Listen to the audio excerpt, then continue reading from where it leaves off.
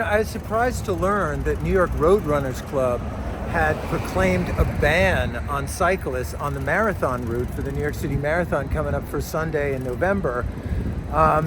Because for years, really decades, on the closed course of the marathon, after it's closed to motor vehicle traffic, but before the runners go, there's been a long-standing tradition of cyclists riding it together and being able to do a car-free tour of New York.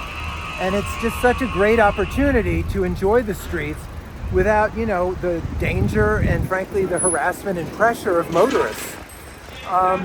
But now, Road Runners Club has decided that they're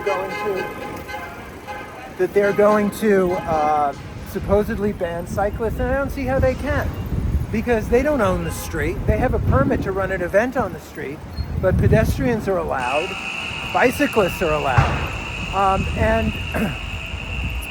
It particularly irks me because I've been a long-time volunteer for the New York Road Runners Club. I ride my bicycle in connection with the wheelchair racers who require bicycle escorts in order to be safe on the course.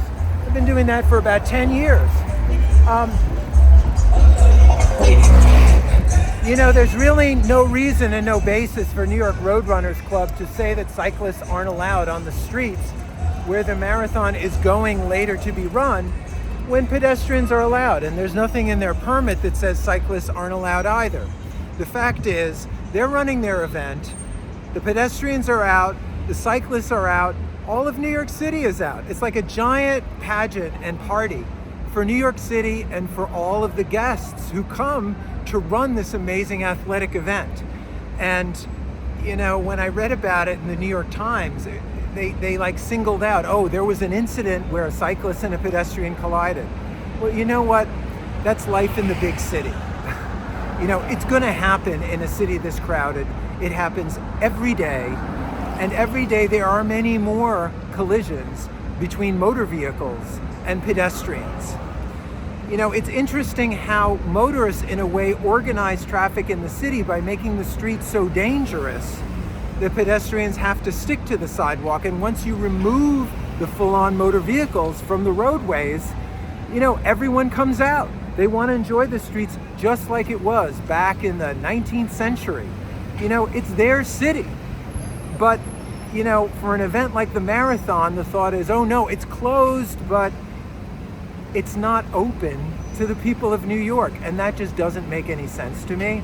And, it particularly smarts given the fact that New York Road Runners, I have never known them to make common cause with all the different urbanist and cycling advocacy organizations in New York who've toiled for decades to get cars out of Central Park successfully and to create car-free space for recreation, for bicycling, for running, for all kinds of activity.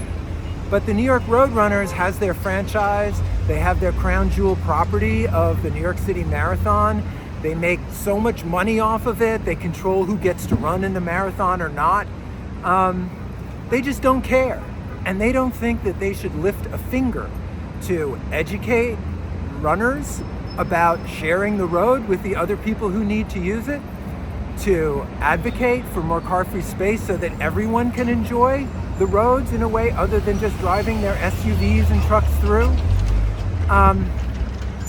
It's really backwards thinking, and it's more of an impediment than a plus to have an organization like that in control of such an important event.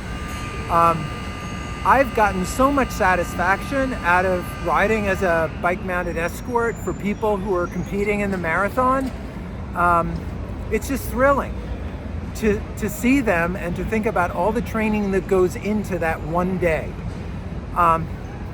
It shouldn't be about excluding people, it should be about including people, and by and large, that's how the event is run. Except for this moment, where the Road Runners is trying to claim that they own the streets of New York City. They're wrong.